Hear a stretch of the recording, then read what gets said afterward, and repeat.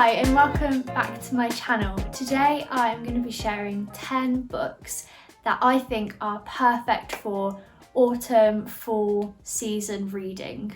For me, autumn is all about being indoors more, turning the fairy lights on, lighting a candle and just embracing the coziness of being indoors when it's raining and grey and cold outside. And for me, I am quite a seasonal reader. I like to read books that suit the mood of the season. So in autumn, I really love reading books that are quite magical, quite cozy, quite atmospheric, perhaps a little bit claustrophobic, books that set in a very close setting.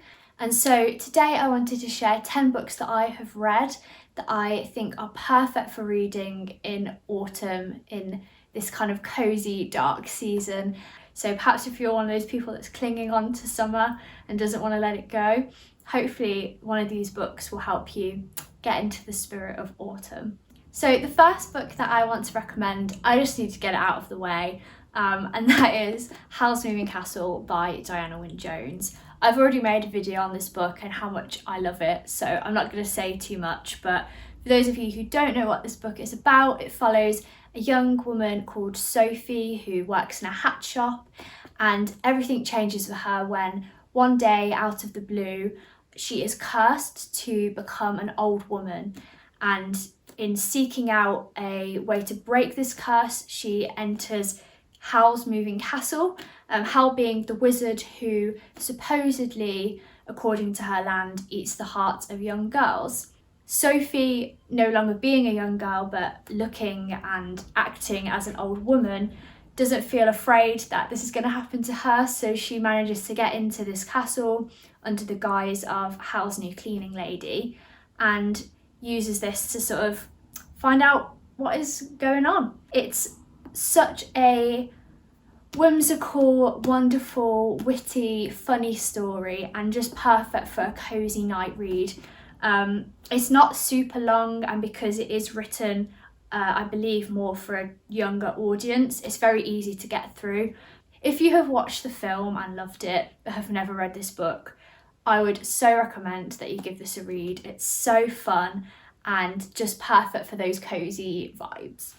The next book I want to recommend is And Then There Were None by Agatha Christie. I've not read a lot of books by Agatha Christie, maybe 5 or 6, but this one made me absolutely fall in love with her writing, and in my opinion, from what I've read so far, is one of her best works. And Then There Were None follows a group of characters who are all invited to this house on this island by a person.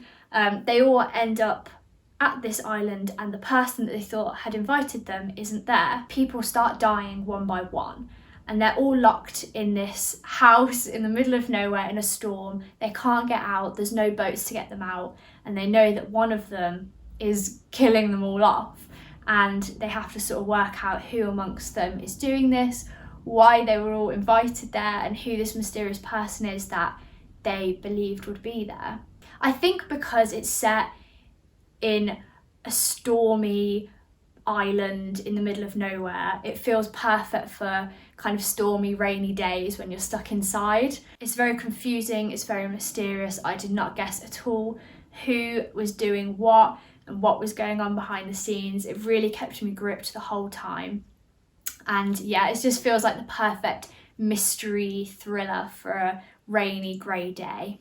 The next book that I want to recommend is actually the last book that I finished, which is After Dark by Haruki Murakami. This book is very short, it's only 200 pages long, so it's so quick and easy to get through. You can get through it in one sitting, really. We follow a cast of different characters in a city after midnight, and that's sort of the premise, that all of this stuff is happening after dark, after midnight.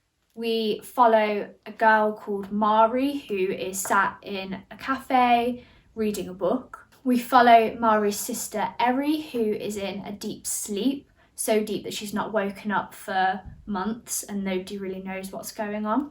And between those two characters we follow a boy who used to know these two sisters, we follow a hotel manager, we follow a mysterious guy who sits watching Eri while she sleeps. The premise of the story is what it's like after dark, how things are different after dark, and things are different when the daylight comes again. So for a dark, grey, dreary day, this book is really perfect. But also, I really love a very mysterious and confusing sort of story that makes me really think and just ponder and be reflective. This book is definitely one of those sort of books that makes you stop and think after you've read it. The next book I want to recommend is one of my favourite books that I've read this year so far, and I really wish that I'd waited and read it at this time of year because I think it would just be perfect, and that is The Buried Giant by Kazuo Ishiguro. So I've been on an absolute binge read of Kazuo Ishiguro's books this year after reading Clara and the Sun. This book doesn't have the best reviews. I think it's probably the most mixed reviewed book of his that I've seen, particularly on Goodreads, but I honestly just loved it, and I think it's maybe my favourite of his books. So in this story we follow Axel and Beatrice in a sort of King Arthur-esque period of time in Britain. In the sort of camp that Axel and Beatrice live in, there is this mist and rain that spreads through the land that makes all of the people that live there forget their life, forget their past, and they sort of are aware that they are forgetting things, but they can't remember the things that they're forgetting. Axel and Beatrice are now in their older age. They can't remember the whole of their relationship. They can't remember the highs and the lows. They can't remember having children. They remember that they have a son, but they don't remember what happened to him, why he left, and basically his whole childhood. But they remember that they love him and that they need to go and find him. So the story follows them as they leave their home and go off in search of their long lost son, and in the process come into contact with warriors and knights and many other very weird characters. This book is so moving and emotional, but it has that kind of mystery element the whole way through, that you don't really know what it is that's happened, what has happened to make this son leave. You don't know anything about their relationship, you don't know anything about these people, yet they're the people that we're reading the perspective of as we follow this story.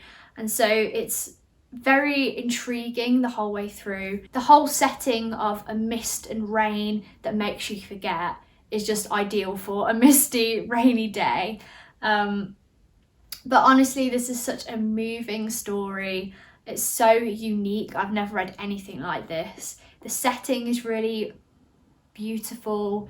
The characters are really well done. The story itself isn't very fast-paced and action-packed. It's quite a slow story, quite a reflective story, but that's typically what I love to read in this time of year, very slow, reflective, thoughtful kind of books, because they're the kind of books I'll sit down and read for a long chunk of time rather than just an hour here or there. If you want a book that just makes you think and reflect, particularly on relationships and the importance of remembering, this is a really, really interesting and unique story. The next book that I want to recommend is one that, perhaps by its title, is very obvious, but it is Autumn by Ali Smith. This is the first book in a series of books all called Autumn, Winter, Spring and Summer. They're all inspired by a different political moment. This one, for example, was written around the time of Brexit, so it was written whilst all of that was happening, and it kind of centres that political moment and how it relates to the season, but then there's a story woven into it as well. It uses the kind of moment of Brexit where things are sort of on the cusp of changing, big things are about to happen but they've not quite happened yet, and that's kind of what Brexit, and as it was happening, felt like something that we'd had died and something new was going to come, but we didn't yet know what the new would look like, what it would actually mean for us. We also have the story here of two different characters. We follow a younger woman, I believe, who is a lecturer at university, and she is sort of looking forward to her future. But then we also have an older man who I believe is in a care home. I'm trying to remember this story. It was so many years ago since I read it. But I believe he's in a care home, and his whole story is him kind of looking back on his life. And so there's this sort of reflective sense of autumn being the season where we kind of reflect on what has been and what's to come. We're just kind of in this like waiting period between one year nearly finishing and another year nearly starting, and this book really depicts that time of year very well. So if you like a bit more of a political kind of story, this one is really, really good and really cleverly done. Okay, I feel like I need to recommend a classic now. A classic book for this time of year, and that is The Hobbit by J.R.R. Tolkien. This book is so magical and so lovely and so wonderful. If you don't know what The Hobbit is about, the story follows Bilbo Baggins, who is a hobbit. One day, Gandalf, the wizard, and a host of dwarves arrive at his door, and he's whisked away on this long journey to defeat a dragon. That's the very briefest summary of this story. I also feel like if you're a bit apprehensive about reading The Lord of the Rings because they're quite dense and quite heavy and quite long, The Hobbit is a very different style of read in my opinion. The Hobbit reads more like a children's story than the rest of The Lord of the Rings because it was written with that intention. So again, if you want something that's quite easy and not too difficult to get through, then this is the perfect read. The next book on this list I have to recommend because it's one of my favourite books of all time, and that is The Night Circus by Erin Morgenstern. I read this book back when it came out in 2012, I believe, and ever since then I have never stopped like thinking about it. It's one of those books that's so different and so unique that it just sticks with you. I think this is one of those stories where it's actually best not to know loads about it before you go into it. But in short, the story follows the Night Circus, which is a circus that arrives in random different places without any announcements that it's going to be there. And it only opens at night, and we follow a competition that's happening in this circus. We follow a boy who wants to run away with the circus. And us, the reader, are also part of this story. Some of the story is told in third person, as if you are doing these things in the book as well. So it's a really unique story and very atmospheric. The circus itself, you know, we've got characters going and getting their toffee apples, and we've got the fairy lights strung up in tents. And to me, this book is just screams cozy and autumn. It's a very imaginative story. The characters are really interesting, and it's a book that is primarily about the setting more than it is really about the story. And yeah, I've reread this book several times since then, and every time I just love it, and I always, when I reread it, will always read it at this time of year because it just feels it just works, you know. The next book is actually a book that I picked up because Erin Morgenstern, the author of The Night Circus, blurbed it, and that is The Vanishing Act by Met Jacobson. I might have said that name wrong. I feel like I need to read the synopsis of this story because you'll get why this story is so intriguing. This is a story about a snow-covered island you won't find on any map. It's the story of a girl. I do not know how to say this girl's name. Let's go with Minyu. A year ago, her mother walked out into the rain and never came back. It's about a magician and a priest and a dog called No Name. It's about a father's endless hunt for the truth. It's about a dead boy who listens and Minyu's search for her mother's voice. It's a story of how even the most isolated places have their own secrets. It's a story you will never forget.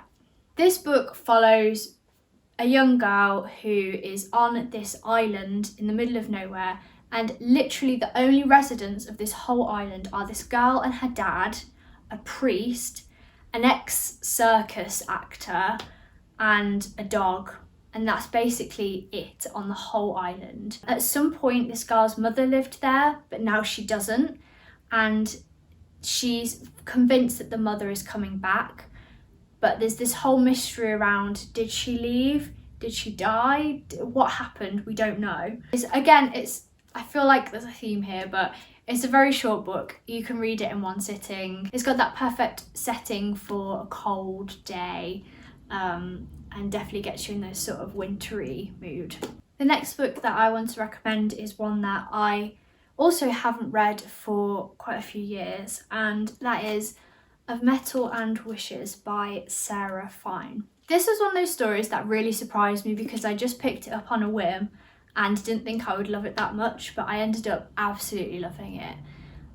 This story is a Phantom of the Opera retelling in a slaughterhouse, basically. We follow a 16-year-old girl who works in the medical centre with her father, who's one of the medics or one of the doctors at this slaughterhouse for the people who work there. In this slaughterhouse, there are whispers of a ghost living there who grants wishes to people who need them. When our main character is humiliated by one of the men who work in the slaughterhouse, she decides to make a wish to this invisible ghost, not really believing that anything will happen. However, something very brutal does happen to this person. At the same time, she's very lured in by this concept of there being a ghost in the slaughterhouse, and we find out that this ghost has been watching her for a very long time. I absolutely love Phantom of the Opera, and I also just love retellings of old stories, so this book is a really good one, and it's actually part of a duology, so there's a sequel to it as well. And again, if I need to say it, it's quite short, so it's very easy to get through, very fast paced and easy to read.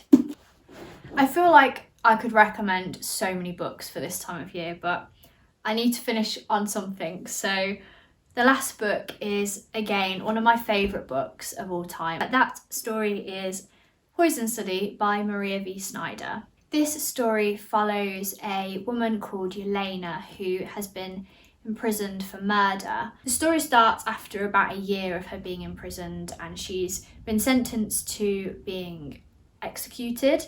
However, at this year point, she is pulled out of the prison. She's pretty sure she's gonna be killed, but instead of being executed straight away, she is offered the opportunity to be the commander who is kind of the leader of this land.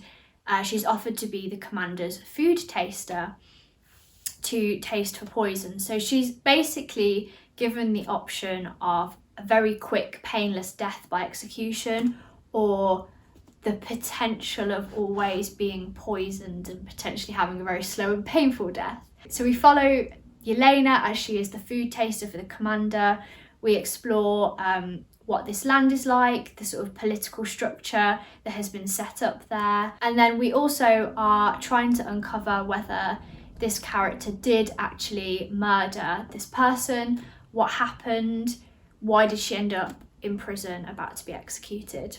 The land that this story is set in is kind of set in like a northern territory where it's very cold and very sort of isolated and very military based, which I think again is a very interesting setting to read at this time of year. This book as well, like, is so funny. The dialogue between the characters, I really love the sarcasm that's used. There's mystery, there's romance, there's fantasy, there's politics, there's so many things that just work together to make this story such a perfect story. And it's actually the first book in a very long series. I think there's like 9 books in it now, but also the story in this book is very much a standalone story, so you could read it and just finish there, because I believe it was originally written as a standalone and then was made into a series afterwards. You can pick to read a big long fantasy series if you're looking for something to get you through